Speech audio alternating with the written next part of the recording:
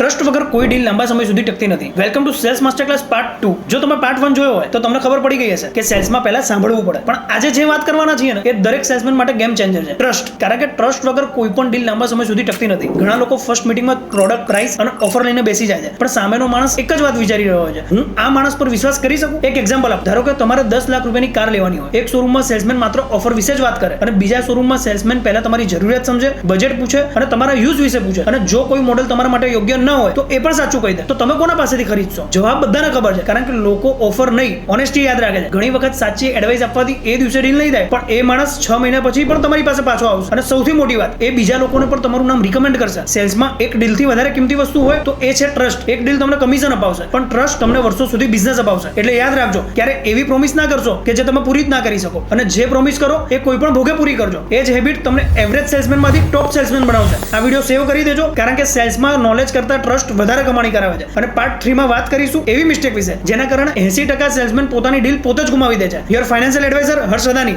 Thank you.